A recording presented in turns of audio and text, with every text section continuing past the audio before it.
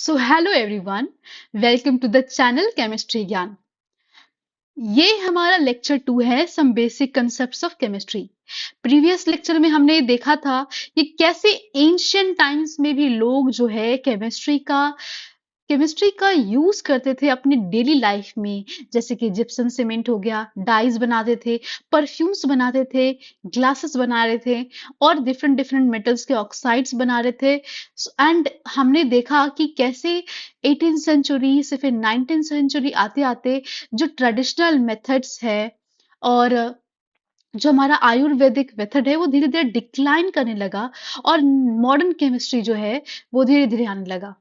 Modern chemistry की शुरुआत होती है मिड 19th सेंचुरी से और उसके बाद से हम जो है मॉडर्न केमिस्ट्री को पढ़ते हैं और इसे समझते हैं। तो चलिए आज के इस लेक्चर में हम लोग बात करते हैं इम्पोर्टेंस ऑफ केमिस्ट्री के बारे में। इस लेक्चर में हम लोग बात करेंगे नेचर ऑफ मैटर के बारे में, states of matter, classification of matter, pure substances, mixture के बारे में, हेट्रोजीनियस मिक्सचर। सो वीडियो शुरू करते हैं। पहला टॉपिक है हमारा इम्पोर्टेंस ऑफ केमिस्ट्री। देखिए, chemistry plays a central role in science and is often intertwined with other branches of science. Chemistry जो है ना साइंस में बहुत ही इंपॉर्टेंट रोल प्ले करता है और इसे अदर ब्रांच के साथ एसोसिएट भी किया जाता है। एग्जाम्पल देके मैं समझाती हूँ। आपके स्टमक में हाइड्रोक्लोरिक एसिड होता है। अब ये बात हमें कैसे पता चलेगी कि हाइड्रोक्लोरिक एसिड स्ट्रांग है या वीक है? आखिर कौन सा साइंस का ब्रांच हमें ये बात बताता है? तो केमिस्ट्री। और साथ ही साथ अ, हमारे जो है स्टमक में अगर वो एक हाइड्रोक्लोरिक एसिड स्ट्रांग एसिड है तो हमारे स्टमक को किसने प्रोटेक्ट कर रखा है? तो ये सारी चीजें हम लोग बायोलॉजी में पढ़ते हैं। तो आप समझ सकते हो कि किस तरीके से जो हमारा केमिस्ट्री है वो अदर ब्रांचेस के साथ इंटरवीन्ड है, एसोसिएटेड है। Principles of chemistry are applicable in diverse areas such as weather, patterns, functioning of brain, operation of a computer। तो आप देखो प्रिंसिपल्स ऑफ केमिस्ट्री जो है ना वो डाइवर्स एरिया में एप्लीकेबल है, जैसे कि वेदर पैटर्न्स को पता करने में और ब्रेन के फंक्शनिंग में, operation of a computer, production in chemical industries, manufacturing, fertilizers के मैन्युफैक्चरिंग में, एल्कलीज के, एसिड्स के, सॉल्ट्स के, dyes के, polymers, drugs, soaps, detergents, metals, alloys, etc., including new material. So chemistry contribute in a big way to the national economy। और देखिए chemistry जो है ना वो बड़े तौर पर जो है हमारे नेशनल इकोनॉमी में कंट्रीब्यूट करता है। और वो कैसे, चलिए देखते हैं। It also plays an important role in meeting human need for food, healthcare products, and material aimed at improving quality of life। ना ये सिर्फ हमारे ह्यूमन नीड्स को नहीं बल्कि हम जो हेल्थ केयर प्रोडक्ट्स है और अदर मटेरियल है और हमारी क्वालिटी ऑफ लाइफ को भी इम्प्रूव करता है। This is exemplified by a large scale of production of variety of fertilizers, improved variety of pesticides and insecticides। और ये ऐसे पता चलता है क्योंकि हम जो है वैरायटी ऑफ फर्टिलाइजर्स का प्रोडक्शन करते हैं और वैरायटी ऑफ पेस्टिसाइड्स का और इंसेक्टिसाइड्स का प्रोडक्शन करते हैं ताकि जो क्रॉप्स है वो सेफ रह सके और इसलिए हमारे क्वालिटी ऑफ लाइफ जो है इम्प्रूव होती है। हमें फूड और हेल्थ केयर प्रोडक्ट्स ये प्रोवाइड करता है। तो केमिस्ट्री जो है वो हमें provides method for isolation of life saving drug. देखिए केमिस्ट्री हमें बताता है कि मेथड्स जो है वो लाइफ सेविंग ड्रग्स को कैसे बनाया जा सकता है from natural sources. Natural sources making possible synthesis of such drug, जैसे कि some of these drugs are cisplatin और taxol। तो ये जो दोनों नाम है आप ध्यान में रखना, मे बी आपसे पूछ लिया जाए एमसीक्यूज में। ओके, तो which are effective in cancer therapy. तो सिस्प्लेटिन और टैक्सोल है ये हमारे कैंसर थेरेपी में बहुत ही हेल्पफुल होते हैं। और यही नहीं बल्कि जो ड्रग है AZT है जिसको हम लोग बोलते हैं एजिडोथाइमिडीन, ये इसको हम लोग जो है ये हमारे एड्स पेशेंट के लिए जो है बहुत हेल्पफुल होता है ये ड्रग। तो ये दोनों जो है ये तीनों नाम याद रखिएगा आप, it is very important exam point of view के से देखे तो। So chemistry contributes to a large extent in the development and growth of a nation. With a better understanding of chemical principles, it has now become possible to design and synthesize new material having specific magnetic and electric properties and optical properties. देखिए chemistry जो है हमारे nation के development और growth में बहुत ही ज्यादा contribute करता है। केमिस्ट्री के जो हम लोग प्रिंसिपल को अगर हम लोग अच्छे से समझते हैं तो उसके हेल्प से पॉसिबल है कि हम लोग जो नए नए मटेरियल है उसके उसको स्पेसिफिक मैग्नेटिक और इलेक्ट्रिकल ऑप्टिकल प्रॉपर्टीज के अकॉर्डिंग जो है नए नए मटेरियल्स को हम लोग डिजाइन कर सके, बना सके। This has led to the production of super conducting ceramics. और इसके कारण जो है हम लोग सुपर कंडक्टिंग सिरामिक्स बना पाते हैं, कंडक्टिंग पॉलीमर्स बना पाते हैं, ऑप्टिकल फाइबर बना सकते हैं और भी बहुत कुछ।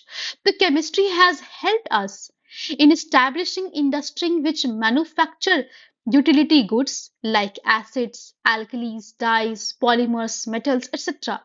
तो केमिस्ट्री जो है ना हमें हेल्प करती है ताकि हम इंडस्ट्रीज को जो है इंडस्ट्रीज में मैन्युफैक्चर कर सके एक क्वालिटी गुड जैसे कि एसिड हो गया, एल्कलीज हो गया। So these kind of product हम लोग जो है इंडस्ट्रीज में प्रिपेयर कर सकते हैं। These industries contribute in a big way to the development of a nation, generate employment। देखिए ये जो प्रोडक्ट हम अपने इंडस्ट्रीज में अगर बनाएंगे एक लार्ज नंबर्स में बनाएंगे तो ये हमारे इकोनॉमी जो है नेशन की इकोनॉमी को भी ग्रोथ होगा इससे। और क्या होगा, एम्प्लॉयमेंट भी जनरेट होगा। तो इस तरीके से ये हमारे देश के डेवलपमेंट और ग्रोथ में जो है कंट्रीब्यूट करता है। तो इन recent year chemistry has helped in dealing with some of the pressing aspects of environmental degradation with a fair degree of success and safer alternatives to environmentally hazardous refrigerants like CFCs, chlorofluorocarbon, responsible for ozone depletion in the stratosphere, have been successfully synthesized। देखिए हाल ही के कुछ सालों में देखा गया है कि हमारे जो इन्वायरमेंटल जो डिग्रेडेशन हो रहे थे उसमें हमारी जो केमिस्ट्री है वो बहुत ही हेल्पफुल साबित हुई। कैसे? जैसे कि आप देख रहे हो जो क्लोरोफ्लोरोकार्बन होते हैं ना, वो जो हमारे फ्रिज में प्रेजेंट होते हैं रेफ्रिजरेटर्स में, तो हमारे जो है ओजोन लेयर जो हमारा स्ट्रेटोस्फेयर में है उसके लिए बहुत हार्मफुल है क्योंकि ये हमारे ओजोन लेयर को धीरे धीरे डिप्लीट करता है। कौन डिप्लीट करता है? क्लोरोफ्लोरोकार्बन। तो इसका अल्टरनेटिव हमने सक्सेसफुली सिंथेसाइज कर लिया है। इसके कारण क्या होगा, इन्वायरमेंटल डिग्रेडेशन हमारा कम होगा। ठीक है।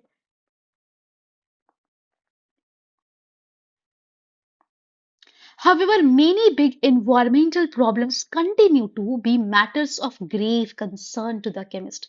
लेकिन इसके अलावा भी बहुत सारे environmental problems हैं जो कि हमारे chemist के लिए अभी भी एक चैलेंज बना हुआ है, उनके अल्टरनेटिव्स हमें अभी भी फाइंड करने हैं। तो one such problem in is the management of the green house gases. उनमें से एक प्रॉब्लम क्या है कि जो हमारे जो ग्रीन हाउस गैसेस है उनको मैनेज करना, जैसे कि मीथेन हो गया, कार्बन डाइऑक्साइड हो गया, ये सब हमारे ग्रीन हाउस गैसेस है। Understanding of biochemical process use of enzyme for a large scale production of chemical and synthesis of a new exotic material are some of the intellectual challenge for the future generation of chemist। तो देखिए enzyme का large scale में use जो है होता है, उसका production करना लार्ज स्केल में, उसको सिंथेसाइज करना, नए एग्जॉटिक मटेरियल्स को बनाना, ये कुछ जो है ना हमारे केमिस्ट के लिए इंटेलेक्चुअल चैलेंज है, हमारे जो फ्यूचर जनरेशन के केमिस्ट है। तो इसके लिए क्या किया जाए? देखिए हम जानते हैं कि हमारा जो प्यारा भारत है वो एक डेवलपिंग कंट्री है अभी।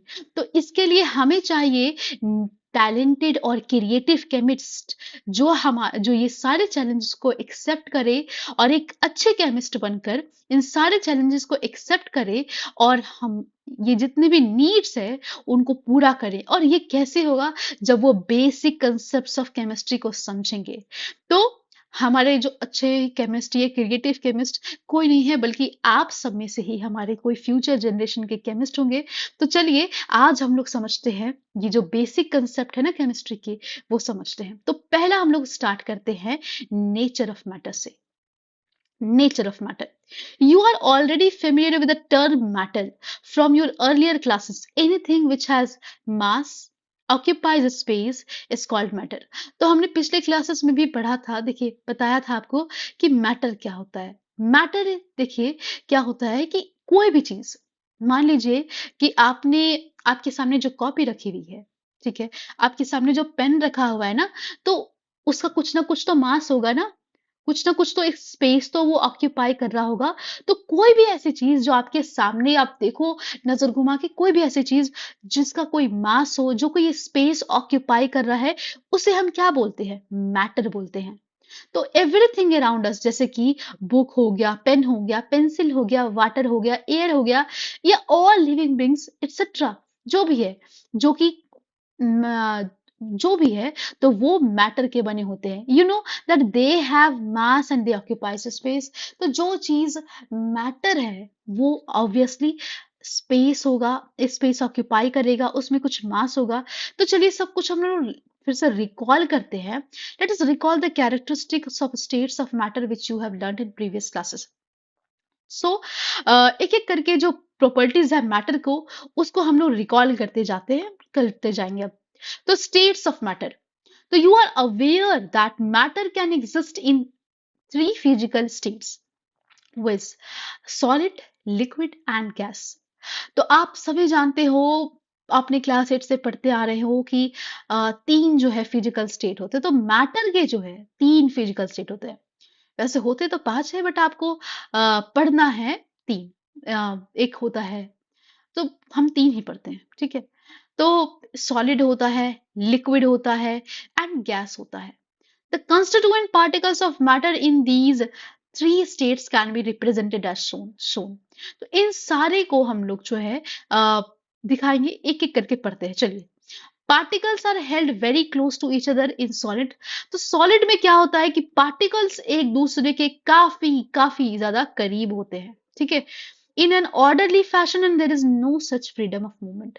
एक ऑर्डर में होते हैं और वहां पर मूवमेंट जो है, फ्रीडम, फ्रीडम जो है, मूवमेंट की कोई फ्रीडम नहीं होती। जैसे कि मैं आपको समझाना चाहूँ तो आप इमेजिन, देखो आपने मुंबई की ट्रेन्स देखी ही होंगी, जो लोकल ट्रेन्स होते हैं ना, कितनी भरी हुई होती है, जो कितनी भरी हुई होती है। या फिर दिल्ली की जो मेट्रो है, जिस समय वर्किंग आवर्स रहते हैं, मतलब सुबह का टाइम हो गया, शाम जो है वापस आने का टाइम, तो उस समय आप देखना दिल्ली मेट्रो पूरा भरा हुआ रहता है।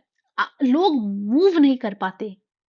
तो वहां पर क्या होता है कि सब एकदम क्लोजली पैक्ड है, मूव नहीं कर पाते। तो वैसे ही इमेजिन करो कि जो सॉलिड के पार्टिकल्स है ना, वो एक ऑर्डर में होते हैं और इतने क्लोज होते हैं कि उन्हें जो है मूवमेंट करने की आजादी नहीं होती, वो बहुत ही कॉम्पैक्ट होते हैं। और अगर बात करें लिक्विड की, तो पार्टिकल्स जो है वो क्लोज तो होते हैं, पर उतना नहीं जितना सॉलिड के पार्टिकल्स होते हैं, ठीक है।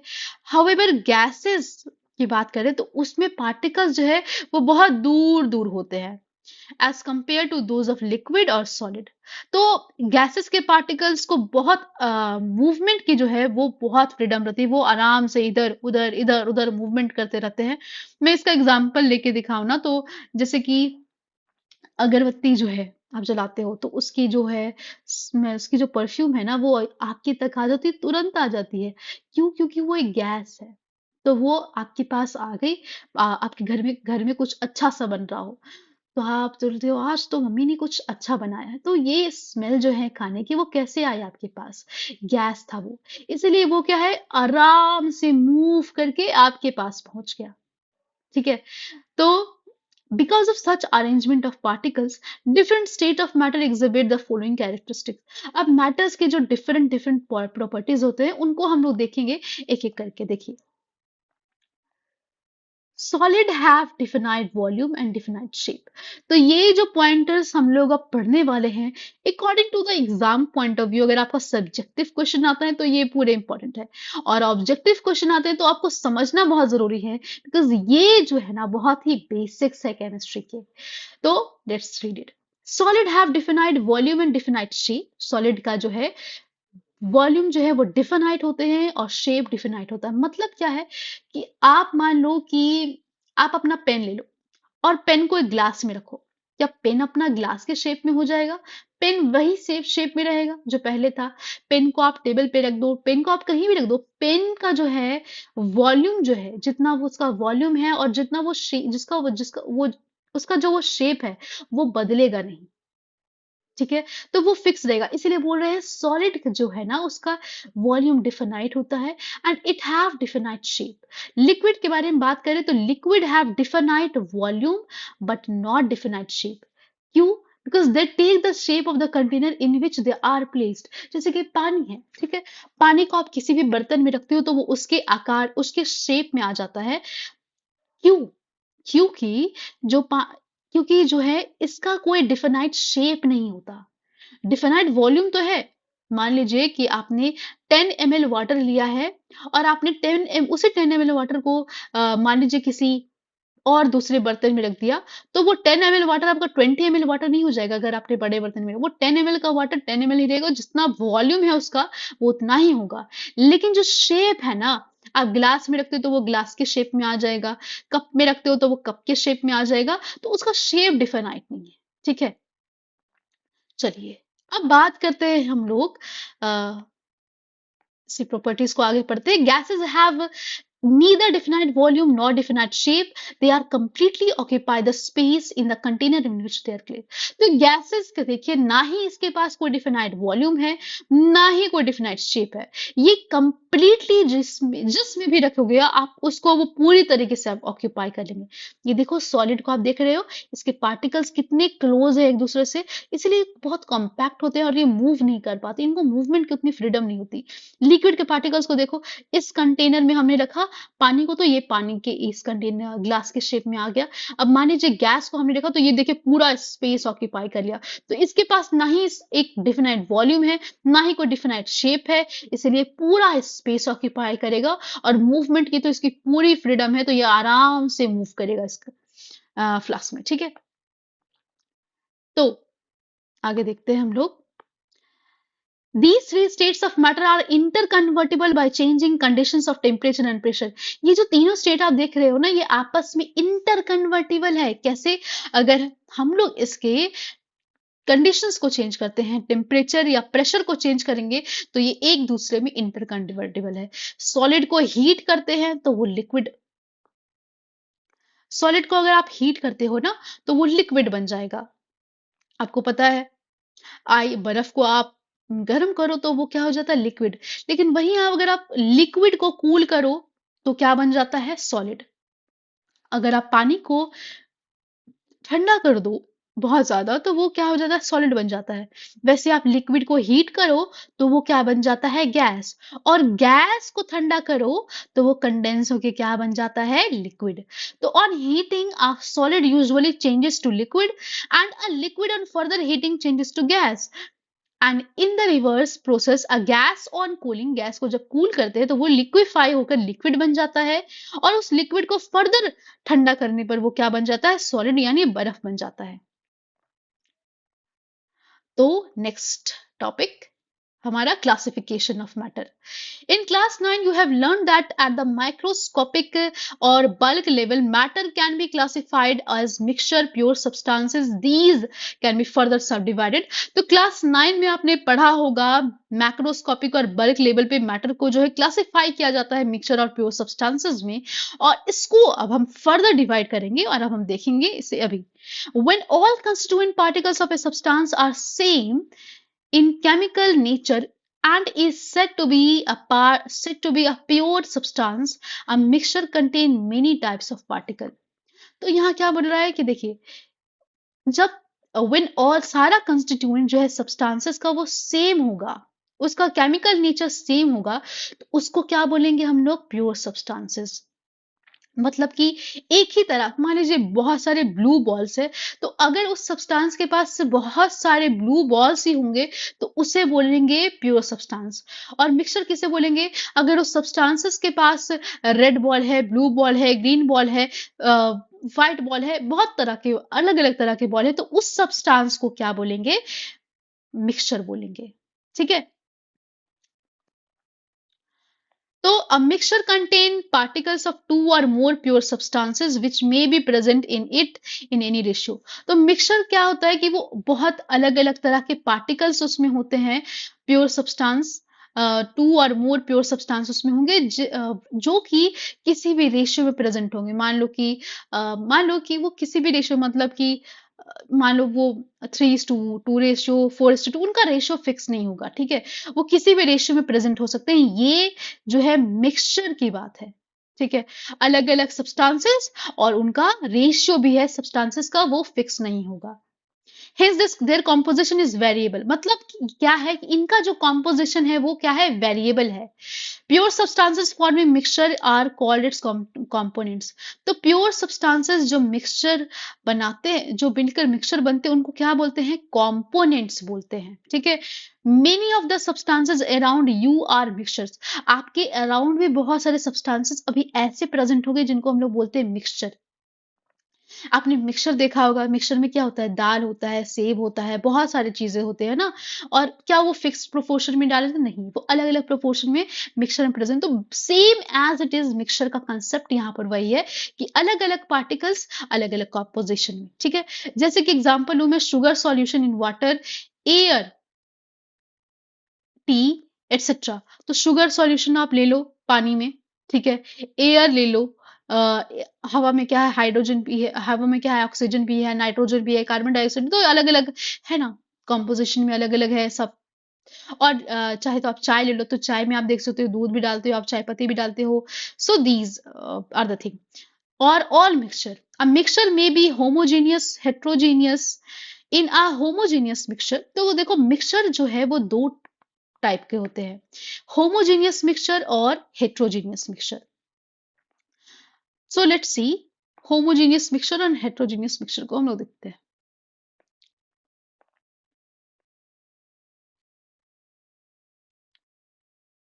So here you can see matter को हमने क्लासिफाई किया मिक्सचर में और प्योर सब्सटेंस में। फिर मिक्सचर को हमने फर्दर डिवाइड किया है होमोजीनियस मिक्सचर में एंड हेट्रोजीनियस मिक्सचर में। प्योर सब्सटेंसेस को हमने डिवाइड किया है एलिमेंट्स में और कंपाउंड्स में। मिक्सचर में हमने क्या बोला था कि अलग अलग पार्टिकल्स जिनके जो कोई भी रेशियो में प्रेजेंट होंगे, और इसमें एक ही तरह के पार्टिकल्स प्रेजेंट होंगे प्योर सब्सटेंसेस में, ठीक है। Homogeneous, okay, in a homogeneous mixture the components completely mix with each other. Homogeneous mixture में क्या होता है कि कंपोनेंट्स आपस में एक दूसरे से पूरी तरीके से अच्छे से घुल जाते हैं। This mean particles of the components of the mixture are uniformly distributed throughout the bulk of the mixture and set and its composition is uniform throughout. मतलब कि वो इतने अच्छे से मिल जाएंगे कि आप उसको देख कर नहीं बता सकते कि ये पार्टिकल्स यहाँ पर है, ये यहाँ पर है। वो थ्रू आउट द सॉल्यूशन वो सेम कॉम्पोजिशन उनका रहेगा। उसमें से आप कितना भी निकाल लो, मान लो जैसे कि आप दूध वाला डालता है ना दूध में पानी, तो वो क्या आपको पानी अलग और दूध अलग दिखता है, जो बिल्कुल नहीं दिखता। वो एक कॉम्पोजिशन में आपको दिखेगा, आपको पानी अलग और दूध अलग नहीं दिखेगा। वो कंपोजिशन थ्रू आउट जो है वो सेम यूनिफॉर्म होता है। तो वैसे कंपोजिशन को क्या बोलते हैं, homogeneous. Sugar solution in air are the examples of homogeneous solution. Sugar solution ले लो और एयर, ये जो है एग्जांपल होते हैं हमारे होमोजेनियस मिक्सचर के। शुगर सॉल्यूशन में आप देख के बता सकते हो कि यहाँ यहाँ मेरा हवा है, यहाँ मेरा शुगर है, यहाँ मेरा पानी, बिल्कुल नहीं बता सकते। तो ये आपका जो है होमोजेनियस मिक्सचर का एग्जाम्पल हो गया। In contrast to in a heterogeneous mixture, composition is not uniform throughout and sometimes in different components are visible। देखो heterogeneous में क्या होता है कि इसमें composition जो है यूनिफॉर्म नहीं होता थ्रू आउट, और हमें कंपोनेंट्स यहाँ तक कि दिख भी जाते हैं अलग अलग कंपोनेंट। जैसे कि आप एग्जांपल ले लो मिक्स सॉल्ट का जो है मिक्सचर, और शुगर का, ग्रेन्स का, पल्स का, सबका मिक्सचर ले लो, तो आप आराम से बता दो कि हाँ ये नमक है, ये चीनी है, दाल है, ये सब कुछ आपको दिख जाएगा, ठीक है। और कुछ डर्ट, कुछ बालू मिला दो तो आप बता, और कुछ स्टोन मिला दो तो आप देख के बता दो कि अरे हाँ ये तो चीनी है के पार्टिकल है, ये दाल के पार्टिकल है, ये तो बालू है, ये तो सम ये कुछ कुछ स्टोन है। तो ये ऐसे ऐसे जो हमारे मिक्सचर होते हैं उनको बोलते हैं heterogeneous mixture. Now you can think of many more examples of mixture which you come across in your daily life. It is worthwhile to mention here that components of a mixture can be separated by physical methods such as simple hand picking, filtration and crystallization, distillation। तो आप अपने से ही सोचना घर में आपने आसपास के चीजों को देखकर कि कौन सा हमारा हेट्रोजीनियस मिक्सचर हो सकता है, कौन हमारा हेमोजीनियस मिक्सचर होता है। और जो मिक्सचर हमारे जो हेट्रोजीनियस मिक्सचर होते हैं ना, उनको हम लोग सेपरेट भी कर सकते हैं फिजिकल मेथड्स के द्वारा, या फिर hand picking methods, filtration, crystallization, distillation. अब आपको लग रहा है ये मैं क्या बोल रही, तो ये हम लोग चैप्टर्स में, इसी चैप्टर में आगे पढ़ेंगे एक एक करके, ठीक है। अब बात करते हैं प्योर सब्सटेंसेस। तो pure substances have characteristic different from mixture constituent particles of pure substances have fixed position. तो प्योर सब्सटेंसेस क्या होते हैं, ये मिक्सचर से अलग होते हैं। क्यों? क्योंकि इनके जो पार्टिकल्स होते हैं वो सेम होते हैं, वो सेम तरह के पार्टिकल, और वो फिक्स्ड कॉम्पोजिशन में होते हैं। जैसे कि जो copper, silver, gold, water and glucose are क्या एग्जाम्पल है प्योर सब्सटेंसेस के। Glucose contains carbon, hydrogen, oxygen in the fixed ratio and its particles are of same composition. देखो ग्लूकोज का जब भी आप फॉर्मूला देखेगा तो वो होता है C6H12O6। आप जब भी ग्लूकोज लोगे, 5 ग्राम, 6 ग्राम, 10 ग्राम, 20 ग्राम, आप उसका फॉर्मूला जो है ग्लूकोज का वो C6H12O6 ही रहेगा। ये नहीं कि आपने 1 किलो ग्लूकोज ले लिया तो उसका फॉर्मूला डिफरेंट, बिल्कुल नहीं। आप जैसे पानी देख लो, आपने 1 ग्लास पानी लिया तो उसमें पानी का कॉम्पोजिशन क्या है, H2O, 2:1 के रेशियो में है पानी वहां पर, ठीक है। और आपने 2 ग्लास पानी लिया तो यहाँ पर 4:1 ही हो जाएगा, 2:1 के रेशियो में ही हमारा वाटर होगा। Composition is same same throughout, okay. तो this is, it is a pure substance जिनका कॉम्पोजिशन जो है ना वो फिक्स रहता है, ठीक है। Hence, like all other pure substances, glucose is a fixed composition. जैसे कि बाकी सब सब्सटेंस के जैसे ही ग्लूकोज का भी जो कॉम्पोजिशन है वो फिक्स होता है। Also it's constituent carbon, hydrogen, oxygen can not be separated by simple physical method. और अगर आप चाहोगे कि ग्लूकोज के जो कार्बन, हाइड्रोजन और ऑक्सीजन को आप सिंपल मेथड से सेपरेट कर दो, तो ये बिल्कुल भी पॉसिबल नहीं है सेपरेट करना। तो pure substances can further be classified into elements and compounds. Particles of an element consist of only one type of। तो देखिए प्योर सब्सटेंसेस को हम लोग फर्दर डिवाइड करते हैं एलिमेंट में और कंपाउंड में। Particles of an element consist of one type of atom. जो एलिमेंट होते हैं ना वो एक सिर्फ एक तरह के पार्टिकल उनमें होते हैं, और ये पार्टिकल एग्जिस्ट करते हैं एज एटम्स और मॉलिक्यूल्स। तो नेक्स्ट लेक्चर में अब हम लोग बात करेंगे प्योर सब्सटेंसेस को, और हम लोग देखेंगे आगे कंपाउंड्स के बारे में पढ़ेंगे। सो मिलते हैं नेक्स्ट वीडियो में। अगर आज का आपको वीडियो पसंद आया हो, समझ आया हो लेक्चर, तो do like the video and subscribe to my channel. Thank you.